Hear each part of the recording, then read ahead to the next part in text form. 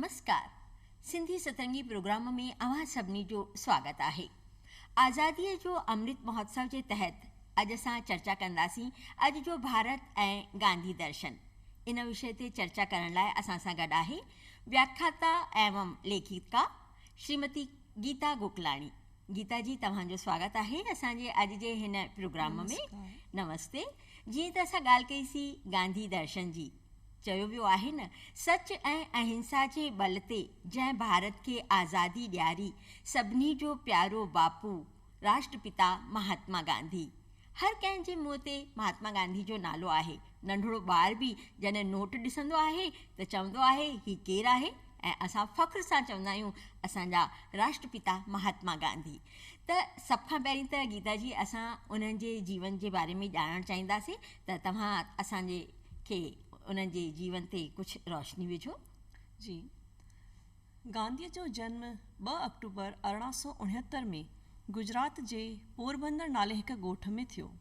संदन माता पुतली बाई हिकु धार्मिक धर्माऊ माई हुई। संदन पिता साहिब करमचंद गांधी हिकु दीवान हुआ। हिननि जो विवाह नंढपण में ही 13 वर्ष जी आयु में कस्तूरबा बाई सां थियो। गांधीअ जी पहिरीं शुरूआती पढ़ाई पोरबंदर मां ही थी। पोइ हू राजकोट वञी मैट्रिक पास कयनि ऐं अॻिते हली करे भावनगर में कॉलेज में दाख़िलो वरितनि। वरी पोइ कानून जी पढ़ाई करण लाइ हू लंदन विया ऐं हुतां बैरिस्टर बणिजी करे भारत मोटिया। गांधीअ खे नंढपण खां ई ऊंधाए में ॾाढो डपु लॻंदो हो। गांधी जी दाई रंबा खेनि चयो त तव्हां राम जे नाले जो जाप वठो। जेको राम जे नाले खे जाप वठंदो आहे उनखे केरु कुझु नथो करे सघे, ऐं राम जे हिन नाले जो ता उम्र ताणी महात्मा गांधीअ साथ रखियो ऐं अंतिम समय में हुननि जे मुख मां इहे अखर निकिता, हे राम। गांधी जी नंढपण में पढ़ाई में एतिरा होशियारु न हुआ त हिकु दफ़ो उन्हनि जे मास्तर साहिब उन्हनि खे इहो चयो त पासे वारे जी कॉपीअ मां नकल करे वठ। पर गांधीअ उन्हनि जी ॻाल्हि न मंझी। हुननि फेल थियणु मंज़ूरु कयो, पर हुन जी ॿिए जी कापीअ मां नकल कान कयनि। त असां सम्झी सघूं था त गांधीअ जा सिद्धांत नंढपण खां ई साफ़ ऐं सचा हुआ। बिल्कुलु बिल्कुलु, तमामु सुठी तव्हां असांखे ॼाण ॾिनी कि नंढे खां ई गांधीअ जो जेको व्यक्तित्व हो, अलॻि त न हो चइजे, उहे बि हिकु साधारण ई हुआ, पर उन्हनि जे व्यक्तित्व ते घणनि जो असरु पियो। त उहे कहिड़ा कहिड़ा अहिड़ा माण्हू हुआ जंहिंजे उन्हनि जे व्यक्तित्व ते असरु पियो? जीअं त चयो वेंदो आहे त ॿार जी पहिरीं पाठशाला संदसि परिवार थींदो आहे ऐं हुन जी पहिरीं टीचर अध्यापिका संदसि माउ थींदी आहे। त महात्मा गांधी जे व्यक्तित्व ते बि सभिनी खां पहिरियों असरु संदसि माउ जो पियो। हुन जी माउ खां प्रेम, सद्भावना, भाईचारा, इहे जेके बि गुण आहिनि हुननि खे पंहिंजी माउ खां ई विरासत में मिलिया। जॾहिं हू लंदन ते विया, संदन माउ हुननि खां हिकु वचन वरितो त मांस, मदिरा ऐं दारूअ जो सेवन न कंदा, ऐं गांधी ता उम्र पंहिंजी माउ जे हिन वचन खे निभायो ऐं हू शाकाहारी रहिया। संदन पिता साहिब जो बि उन्हनि जे जीवन ते तमामु घणो असरु हो। ईअं ई राजा हरिश्चंद्र जे नाटक गांधीअ जे नंढपण में उन्हनि खे ॾाढो प्रभावित कयो, ऐं सच जी जेका राह उन नंढपण खां पकड़ी उहा ता उम्र हुननि सां गॾु हली। गीता जे सिद्धांतनि बि गांधीअ जे जीवन खे ॾाढो प्रभावित कयो। हुननि गीता खे पंहिंजे अंदर में उतारे छॾियो ऐं ॿियनि माण्हुनि खे बि हुन जे सिद्धांतनि ते हलण लाइ हमेशह प्रेरित कंदा रहिया हुआ। बिल्कुलु बिल्कुलु, तमामु सुठी तव्हां असांखे ॼाण ॾिनी कि नंढे खां ई उन जे व्यक्तित्व ते जंहिंजा असर पिया, उन में उन्हनि जी माउ हुई, उन्हनि जो पीउ हुओ, ऐं स्कूल में जेको हिननि नाटक ॾिठो उनजो इन्हनि जे जीवन ते एतिरो गहरो असरु पियो कि ता उम्र उन्हनि उन सच जी लड़ाई लड़ी करे ई असांजे भारत खे आज़ादु करायो। त जॾहिं भारत छॾे करे कुझु वक़्त लाइ गांधी जी पंहिंजे कम सां दक्षिण अफ्रीका विया, त चवंदा आहिनि उते उन्हनि जेकियूं परेशानियूं ॾिठियूं, कठिनाइयूं ॾिठियूं, उहे कहिड़ियूं अहिड़ियूं कठिनाइयूं कि उन्हनि खां पोइ उन्हनि जे जीवन में हिकिड़ो अलॻि ई बदिलाव अची वियो, ऐं उहो जेको देश प्रेम, देश जी आज़ादी जो ख़्यालु उन्हनि जे मन में उतां आयो। जी बिल्कुलु सही। दक्षिण अफ्रीका वञण खां पहिरीं गांधीअ जे मन में आज़ादी या देश प्रेम अहिड़ी का ख़ासि भावना कान हुई। जॾहिं हू दक्षिण अफ्रीका विया त उते कुझु घटनाऊं उन्हनि सां गॾु थियूं जंहिं हुननि जे मन ऐं मस्तिष्क ते ॾाढो प्रभाव छॾियो। जीअं त असां नंढपण खां ई पढ़ंदा आया आहियूं, असांजे स्कूल में बि किताबनि में बि इहा हुई त हुननि फस्ट क्लास जी टिकट वरिती ट्रेन जी, ऐं हू जॾहिं चढ़िया त टीटी ऐं उते जे ॿियनि माण्हुनि हुननि खे उतां लहण लाइ मजबूर कयो। जॾहिं हुन मना कयो त बाक़ाइदा गांधीअ खे धिको ॾेई करे ट्रेन मां हेठि लाहियो वियो। त गांधीअ जे मन ते ॾाढो प्रभाव पियो त रुॻो रंग जे करे इंसान सां एतिरो भेदभाव थी सघे थो। ईअं ई गांधी जी जॾहिं होटलुनि में वेंदा हुआ दक्षिण अफ्रीका में त हुननि खे उते अंदरि अचणु न ॾींदा हुआ। इन खां वधीक जीअं गांधी अदालत में हुते वेंदा त जज साहिब हुननि खे हिकु दफ़ो इहो चयो त तव्हां पगड़ी लाहे करे अंदरि अचो। त इहे अहिड़ियूं घटनाऊं हुयूं जिन हुननि जे मन खे ॾाढो प्रभावित कयो ऐं हुननि जो जीवन जी जेका दिशा हुई, जीवन जो जेको उद्देश्य हो, उहो बदिलजी वियो। बिल्कुलु, चवंदा आहिनि न कि सत्याग्रह जी शुरूआति ई गांधी जी दक्षिण अफ्रीका मां ई थी हुई, छाकाणि त उन्हनि उतां जा जेके भारतीय हुआ उन्हनि खे इहो ई सम्झायो कि तव्हां सच ते रही करे अॻियां वधो, तव्हांखे हिंसा न करणी आहे ऐं सत्य सां आग्रह कंदव त तव्हां पंहिंजे कम में अॻियां वधी वेंदव, तव्हांखे सफलता ज़रूरु मिलंदी। ऐं उहो पहिरियों चवंदा आहिनि सत्याग्रह हो जेको गांधी जी हुते शुरू कयो, ऐं उन खां पोइ जॾहिं हू भारत में आया त हिते अची जॾहिं उन्हनि दशा ॾिठी कि हिते बि ॾाढी ख़राबु दशा आहे, छाकाणि त दक्षिण अफ्रीका में बि ब्रिटिश जो साम्राज्य हो ऐं हिते बि उहो ई हाल हो, त उन्हनि हिते अची हिकु आज़ादीअ जी लड़ाई लाइ पंहिंजो पाण खे समर्पित करे छॾियो। त असां जेकी ॻाल्हि कंदा आहियूं कि भारत में गांधी दर्शन, त असल में उहो गांधी दर्शन आहे छा, गांधीवाद आहे छा? जी, तव्हां बिल्कुलु सही चयो। जॾहिं गांधी दक्षिण अफ्रीका मां मोटिया, भारत मोटिया, त हिते जा हालत बिल्कुलु सही न हुआ। हुननि इहो तय करे छॾियो त भारत खे बि आज़ादु कराइणो आहे। हुननि घणेई आंदोलन हलाया, जीअं सत्याग्रह आंदोलन, भारत छोड़ो आंदोलन, दांडी यात्रा, इन तरह सां हुननि ॾाढा सविन्य अवज्ञा आंदोलन, उन्हनि इहे आंदोलन हलाए करे पंहिंजे भारत खे आज़ादु करण जी हिकु मुहिम छेड़े छॾी। ऐं असां चऊं कि गांधी हिकु अखर आहे त उहो अखर न आहे। गांधी पंहिंजो पाण में हिकु विचारधारा आहे। गांधी दार्शनिक हुआ, राजनीतिज्ञ हुआ, आर्थिक हुआ, अर्थशास्त्री हुआ ऐं हिकु संत बि हुआ। त उन्हनि पंहिंजे जीवन खे हलाइण लाइ पंहिंजे जीवन में कुझु सिद्धांत ठाहिया हुआ। उन्हनि सिद्धांतनि ऐं उसूलनि खे ई असां अॼु गांधीवाद या गांधी दर्शन चवंदा आहियूं। जीअं त हुननि सर्वोदय जी परिकल्पना कई। सर्वोदय यानी सभिनी जो उदय, माना समाज जो हर वर्ग अॻियां वधी सघे, सभिनी खे समान मौक़ो मिली सघे। उन्हनि स्वराज्य जी परिकल्पना कई। स्वराज्य मतिलबु जिते माण्हू पंहिंजी योग्यता जे आधार ते कुदरत जे तरफ़ां मिलियल अधिकारनि जो प्रयोग करे पंहिंजे पाण खे अॻियां वधाइण लाइ कुझु प्रयास करे सघनि। गांधी जी विकेंद्रीकृत यानी हिकु हटीअ खे ख़त्म करण जे पक्ष में हुआ। उन्हनि नंढनि उद्योगनि खे ॾाढो बढ़ावो ॾिनो, जीअं त चरखा उद्योग, खादी उद्योग। गांधीअ सत्याग्रह खे ॾाढो अॻियां बिल्कुलु अपनायो हो। जीअं तव्हां साम्हूं वारे जी बुराईअ जो विरोध कयो, पर सच ते हली करे तव्हां सच सां आग्रह कयो त हुन जी बुराई जल्दी ई समाप्त थींदी। ईअं ई गांधीअ सत्य ऐं अहिंसा जो मार्ग असांखे ॾेखारियो। उन्हनि जा सिद्धांत हुआ कि तव्हां हिंसा सां कुझु नथा हासिल करे सघो, तव्हांखे सकारात्मक अहिंसा खे अपनाइणो पवंदो ऐं सच जी राह में कठिनायूं ज़रूरु ईंदियूं, पर तव्हां जीत ज़रूरु हासिल कंदा। ईअं ई गांधी जिन असांखे स्वदेशी अपनाइण लाइ चयो हो त तव्हां पंहिंजे ई देश में पैदा थियल उत्पादित थियल शयुनि जो अगरि तव्हां इस्तेमालु कंदा त हिकु तरफ़ रोज़गार वधंदो, तव्हांजे देश जो पैसो देश में ई रहंदो, तव्हांजे राष्ट्र जो विकास जल्दी थी सघंदो। त हुननि विदेशी वस्तुनि जो बहिष्कार कयो हो ऐं स्वदेशी वस्तु अपनाइण लाइ असांखे हिमथायो हो। गांधीअ आत्मनिर्भरता लाइ बि असांखे चयो हो। ईअं ई गांधीअ उन्हनि जो हिकु सिद्धांत हो कर्म जो सिद्धांत, कर्म जो सिद्धांत। अगरि असां कर्म कंदासीं, पंहिंजे कर्म सां असां पंहिंजे जीवन खे जल्दी अॻियां वधाए था सघूं। गांधीअ हिकु शिक्षा नीति ठाही हुई। हुननि जो शिक्षा जो सिद्धांत हो कि तालीम सां गॾोगॾु रोज़गार हलणु ॾाढो ज़रूरी आहे।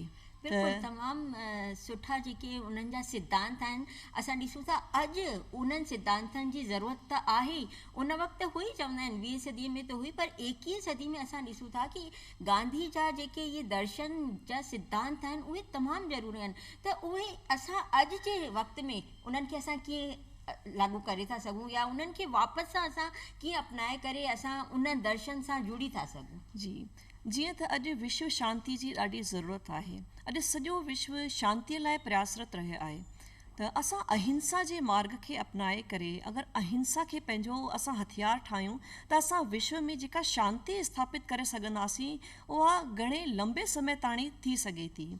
ईअं ई गांधी जिन जीअं स्वदेशी अपनाइण लाइ चयो, आत्मनिर्भरता अपनाइण लाइ चयो त नंढा नंढा उद्योग जीअं असां अपनाईंदासीं हिकु नंढी इकाईअ खां ई अगरि असां पंहिंजे उद्योगनि खे ठाहींदासीं त असां ॾाढो जल्दी ई पंहिंजे मुल्क खे विकास जे राह ते अॻियां वधाए सघूं था। ईअं ई गांधी जी जिन स्वच्छता ते ॾाढो ज़ोर ॾिनो हो त असां ॾिसूं था अॼु स्वच्छ भारत अभियान हली रहियो आहे। असां स्वच्छता से अपनाईंदासीं त बीमारियुनि खां बची रहंदासीं। हिकु निरोगी इंसान पंहिंजे परिवार समाज ऐं राष्ट्र लाइ कुझु वधीक करे सघे थो। गांधी जो हिकु सिद्धांत हो सादा जीवन उच्च विचार त जीअं असां कुदरत खां अॼु छेड़छाड़ करे रहिया आहियूं ऐं उन जे करे कुझु महामारियूं बीमारियूं असांजे साम्हूं अची रहियूं आहिनि त असां अगरि भौतिकवाद खे थोरो छॾे करे पंहिंजे जीवन खे कुझु सरल ठाहियूं ऐं पंहिंजे वीचारनि खे थोरो ऊचो रखूं कुझु मथे रखूं त असां पंहिंजे राष्ट्र जे विकास में वधीक योगदान ॾेई सघंदासीं। बिल्कुलु असां त हींअर ॾिठोसीं न जॾहिं महामारी जे टाइम में कि जेकी बि ॻाल्हियूं गांधी जी हुन वक़्त में चयूं आहिनि त उहे सभु अॼु असां सां लागू थियनि थियूं। चवंदा आहिनि कि गांधी जेको हो विज्ञान जे ख़िलाफ़ु हो पर विज्ञान या मशीननि जे ख़िलाफ़ु न हो गांधी। उहो चवंदो हो मशीननि जो प्रयोग कयो पर एतिरो कयो कि तव्हां बसि उन जे प्रयोग सां आलसी न थी वञो या तव्हांखे उन जी हमेशह ज़रूरत न पए। जीअं अॼु असां ॾिसूं था AC जा प्रयोग असां तमामु घणा कयासीं पर हिकु वक़्तु अहिड़ो आयो जॾहिं असांखे ऑक्सीजन जी ज़रूरत पई त गांधी जा जेके इहे सिद्धांत दर्शन आहिनि त ॾिसूं उन वक़्तु उन जेकी ॻाल्हियूं चयूं उहे अॼु असांखे साम्हूं अचनि थियूं ऐं उहे ॻाल्हियूं बिल्कुलु सही हुयूं ऐं अॼु वरी असांखे हुन पासे मोटण जी ज़रूरत आहे। ईअं ई हू चवंदो हो कि जीअं मायूं अगरि सिलाई कंदियूं हुयूं अॻे त भई न हथ सां सिलाई कयूं पर जॾहिं मशीन आई सिलाई जी त गांधी ख़ुशि थियो कि हा एतिरी तकनीकी एतिरी मशीन ज़रूरी आहे जंहिंसां असांजे समय जी बि बचति थिए थी ऐं उन सां थोरो वाधारो बि थींदो देश जो। त गांधी जा दर्शन जेके सिद्धांत आहिनि तमामु सुठे रूप में असां अॼु बि अमल करे रहिया आहियूं ऐं अॼु त असां उन्हनि सां चइजे वापसि जुड़ी विया आहियूं। त मां हिते हिकु ॻाल्हि ॿी चवणु चाहींदसि कि आज़ादी जे वक़्त में जॾहिं गांधी हिते अची वियो त हुन आज़ादी में कीअं इन्हनि ॻाल्हियुनि खे अॻियां वधायो? जीअं त असांजे भारत चङनि सालनि खां ब्रिटिश सरकार ग़ुलाम ठाहे रखियो। जॾहिं गांधी जी हिते आया त हुननि ॾिठो कि राजनीतिक सामाजिक ऐं हर तरह सां असां ग़ुलामी जी जंजीरुनि में जकड़ियल आहियूं त गांधी सोचियो कि हर स्तर ते प्रयास करणु ज़रूरी आहे। हुन स्वदेशी अपनाइण लाइ चयो ताकि असां आर्थिक रूप सां मजबूत थी सघूं। हुननि छुआछूत खे मिटाइणु चाहियो ताकि असां सामाजिक समानता आणे करे माण्हुनि जे मन जो जेको डपु आहे जेका हीन भावना आहे उहा घटि करे सघूं ऐं हर इंसान जॾहिं पंहिंजे पाण खे हिकु सही इंसान सम्झंदो तॾहिं ई हू पंहिंजे राष्ट्र जे विकास में अॻियां योगदान ॾेई सघे थो। त गांधी जी जीअं सत्याग्रह आंदोलन अपनायो, भारत छोड़ो आंदोलन, दांडी यात्रा, सविन्य अवज्ञा आंदोलन, इहे घणेई आंदोलन हुननि कया ऐं पंहिंजे मुल्क खे ब्रिटिश सरकार जी ग़ुलामी खां आज़ादी ॾियारी। बिल्कुलु बिल्कुलु अहिड़ा उन कमु कया बिल्कुलु अहिंसक थी करे हुन हिंसा जो त साथ ई न वरितो ऐं उन अहिड़ो कमु कयो कि सॼो विश्व उन जी हिन जेकी यात्राऊं हुयूं उनखे ॾिसी करे आश्चर्य में पइजी वियो कि हिकु अहिड़ो इंसानु जंहिंखे असां कमज़ोर सम्झंदा हुआसीं, जंहिंजे तन ते कपिड़ो कान्हे, जेको हथ में हिकु लाठी खणी करे ऐं हुन बिल्कुलु आराम सां भारत खे आज़ादी ॾियारी आई। ऐं 1942 में जॾहिं हुन भारत छोड़ो आंदोलन जी शुरूआति कई त सभु हिकदमि आश्चर्यचकित थी विया कि हिन इहा शुरूआति जेकी कई आहे हाणे त भारत अंग्रेज़नि खां बिल्कुलु आज़ादु थी ई रहंदो। ऐं हुन आज़ादीअ में हुन पंहिंजो तन मन धन ऐं एतिरे करोड़नि माण्हुनि खे गॾु करे ऐं भारत खे सचपच में आज़ादी ॾियारे छॾी। हिते असां ॾिसूं त उहा आज़ादी जेकी असांजी अॼु जी नई टही आहे, असांजी युवा पीढ़ी आहे जंहिं उन आज़ादी खे ॾिठो न, महसूसु न कयो। किताबनि में बि ॾाढा अहिड़ा युवा साथी आहिनि जेके उनखे पढ़णु पसंदि न कंदा आहिनि या उन्हनि खे सम्झ में न ईंदो आहे। त तव्हां उहे कहिड़ा सूत्र ॿुधाइणु चाहींदव अॼु जी युवा टही खे कि न, गांधी जा उहे सूत्र अॼु बि असां लाइ तमामु ज़रूरी आहिनि? जी, गांधीअ जे जीवन जा सिद्धांत त असांखे पंहिंजे जीवन में अपनाइणा ई आहिनि।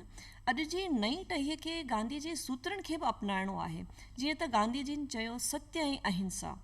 त असां ॾिसी रहिया आहियूं त अॼु जो जेको नौजवान आहे, जेका युवा पीढ़ी आहे, उहा हिंसक आहे।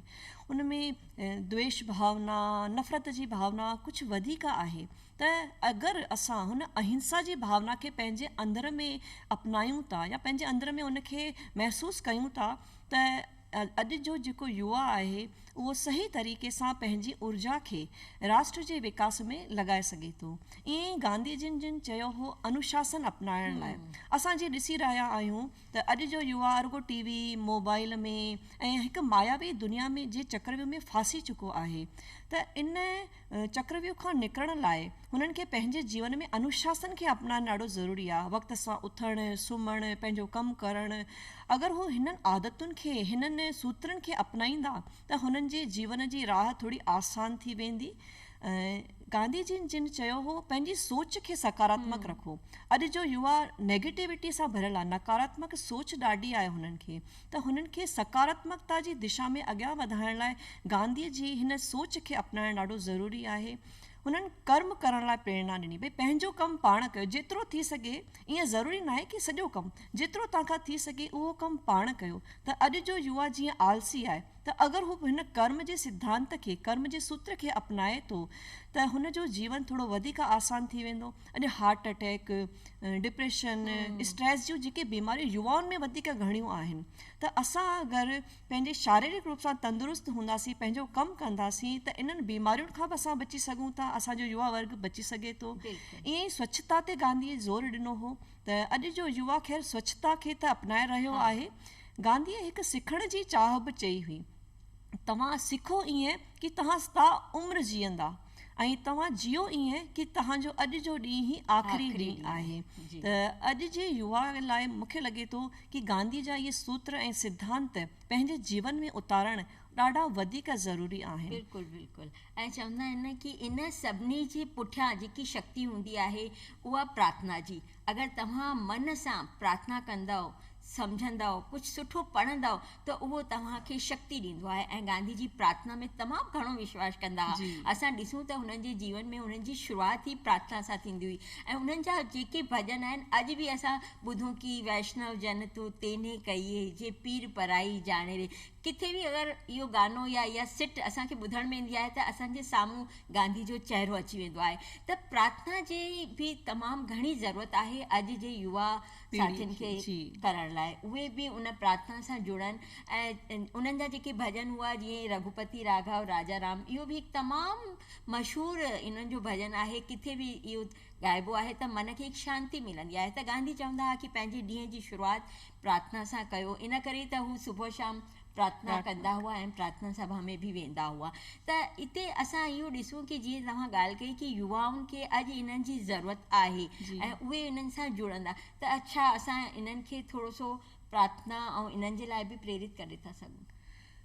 जी, युवा जीअं अॼु जो युवा पूजा पाठ खां थोरो परे थी रहियो आहे, मोबाइल में वधीक पंहिंजो वक़्तु ॾेई रहियो आहे। त अॼु जो युवा अगरि पंहिंजे जीवन खे अनुशासन सां हिकु थींदो आहे, तव्हां जल्दी उथंदा त तव्हांखे वक़्तु वधीक मिलंदो। अॼु जो युवा राति जो मोबाइल था हलाइनि था, सुबुह जो देरि सां उथनि, त हुननि खे हिकु प्रार्थना जो वक़्तु ई नथो मिले। इहो बि असां चई सघूं था त अगरि हू पंहिंजे जीवन में गांधीअ जे हिननि सिद्धांतनि खे अपनाईंदा ऐं सही तरीक़े सां हलंदा, प्रार्थना कंदा, त हुननि जे मन खे ॾाढी वधीक शांती मिलंदी। ऐं हुननि खे अॼु ज़रूरत आहे, जेको माहौल थी रहियो आहे अॼु, युवाउनि खे वधीक ज़रूरत आहे। मां युवाउनि खे कुझु गांधी जे हिननि सूत्रनि जो ई संदेश ॾींदड़ हिकु कविता पंहिंजी चवणु चाहींदसि।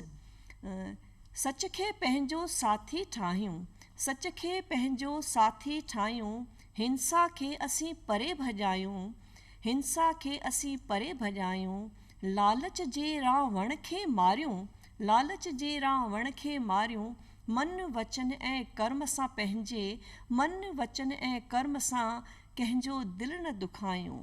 न राम नंढो न रहीम वॾो, न राम नंढो न रहीम वॾो, नफ़रत ऐं गुस्से सां, नफ़रत ऐं गुस्से खे छॾे करे पंहिंजे दिलि खे छो दुखायूं, पंहिंजे दिलि खे छो दुखायूं। सम्झी वक़्त जी क़ीमत, सम्झी वक़्त जी क़ीमत, कर्म करे पंहिंजे हिन देश लाइ कुझु करे ॾेखारियूं, पंहिंजे हिन देश लाइ कुझु करे ॾेखारियूं। बिल्कुलु बिल्कुलु तमामु सुठी तव्हां कविता या ॾिनी आहे असांजे युवा साथियुनि खे संदेश ॾींदड़ की बिल्कुलु हू जेको आहे अॼु लालच में अची वियो आहे या ॾेखाव वारी ज़िंदगी में अची वियो आहे। जॾहिं की महात्मा गांधी चवंदो हो आडंबरनि सां परे रहो, अंधविश्वासनि खां परे रहो। उन जा इहे सिद्धांत बि हूंदा की हो मूर्ति पूजा खे न चवंदो हो की तव्हां न कयो, पर तव्हां अंधविश्वासनि खां परे रहो। त अॼु जो जेको युवा आहे उन्हनि लाइ तव्हां तमामु सुठी इहा कविता उन्हनि खे ॿुधाई आहे ऐं मां सम्झां थी की जेके बि असांजो इहो कार्यक्रम ॾिसंदा हूंदा उन्हनि खे तमामु सुठो लॻंदो की हा असांखे लालच छॾणी आहे। ऐं जेकी तव्हां ॻाल्हि कई की लालच जे रावण खे मारणो आहे, जेको असां कयूं था पंहिंजे लाइ ओतिरो ई सुठो करिणो आहे ऐं असांखे ॿिए सां एतिरो ज़्यादा चइजे की ईर्ष्या न करणी आहे। हू चवंदा हुआ की मन वचन ऐं कर्म में तव्हांजी अहिंसा हुजणु खपे, यानी की तव्हां अगरि मन में कुझु सोचे वठो की मूंखे ही न करिणो आहे तॾहिं उहो तव्हांजे वचन सां बि निकिरंदो की हा न मूंखे न करिणो आहे ऐं उहो ई कर्म तव्हां कंदव। ऐं जेकर तव्हांजा मन वचन कर्म अगरि तव्हां कुझु ग़लति सोचींदव त उहे कर्मयोग तव्हांजो उहे अॻियां हलंदो वेंदो। ऐं गीता सां बिल्कुलु हू भरपूर हुआ, गीता खे हू पाण सां गॾु हमेशह रखंदा हुआ, पढ़ंदा हुआ ऐं उन में बि कर्मयोग ते ई वधीक ध्यानु ॾिनो वियो आहे। त असां इहो ई चाहींदासीं की तव्हां युवा साथियुनि खे छा चवणु चाहींदा? अॼु जे युवा जेके आहिनि उन्हनि खे असां इहो त नथा चई सघूं की भई हुननि खे गीता पढ़णी खपे, रामायण पढ़णु खपे।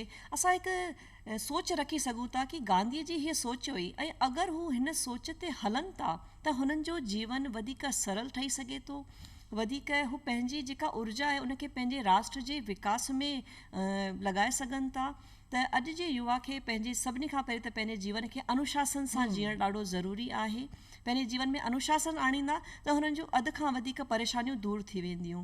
ईअं ई हुननि खे अॻियां हली करे पंहिंजे देश लाइ कुझु अगरि करिणो आहे त मन में जज़्बो आणणो पवंदो। जीअं गांधी कुझु घटनाउनि सां मन में जज़्बो आयो त तव्हां अगरि कुझु देश लाइ करणु था चाहियो त तव्हांजे मन में हिकु जज़्बो हुजणु खपे, तव्हां वटि वक़्त जी तव्हांखे क़ीमत हुजणु खपे। तव्हां पंहिंजो वक़्तु किथे पिया कयो, तव्हांखे कर्म करिणो आहे, आलसीपन छॾे करे पंहिंजे कर्म जे रस्ते ते तव्हांखे अॻियां हलणो आहे। त अॼु जा नौजवान अगरि इहे थोरा बि पंहिंजे मन में या पंहिंजे कर्म में इहे वचन अगरि धारण करे छॾीनि या उन ते हलनि त असांजे देश खे हिकु छा चई सघो था हिकु ॾाढी सुठी नई टही मिली सघे थी। बिल्कुलु। ऐं जीअं असां ॾिसूं था की अॼु हिंसक समाज थी वियो आहे, जिथे किथे आतंकवाद फैली रहियो आहे, पर असां ॾिसूं था उन वक़्तु जेके राइटर हुआ, कवि हुआ, उन्हनि केतिरो सुठो न इहे तुखूं लिखियूं आहिनि, दे दी हमें आज़ादी बिना खड़ग बिना तान। त तव्हां सोचो उन वक़्तु जॾहिं हिकु अकेलो इंसानु एतिरो करे थो सघे त अॼु त युवा शक्ति तमामु वधीक सुठी आहे, उन में शक्ति आहे। त तव्हां अॻियां अचो, गांधी दर्शन, गांधी सिद्धांत खे तव्हां पंहिंजे जीवन में उतारो त ॾिसो हिकु नए युग जो निर्माण थींदो ऐं हिकु नओं भारत जेको उहो गांधी सोचियो हो कि कहिड़ो भारत, आज़ादु भारत असांखे खपे, उन भारत जी जेकी उन कल्पना कई हुई, अॼु असां अगरि सभु गॾिजी करे उन जे जीवन ते, उन जे दर्शन ते, उन्हनि जे सिद्धांतनि ते हलंदासीं त उहो ॾींहुं दूरि कान्हे, असांखे वरी हिकु सुहिणो भारत अॻियां ई अॻियां मिलंदो। तव्हां असांजे स्टूडियो में आयो, तमामु सुहिणे नमूने गांधी दर्शन ते तव्हां चर्चा कई, तव्हांजो ॾाढो ॾाढो धन्यवाद। ॿिए प्रोग्राम में असां वरी हिकु नओं विषय खणी हाज़िर थींदासीं। हाणे ॾींदा इजाज़त। नमस्कार।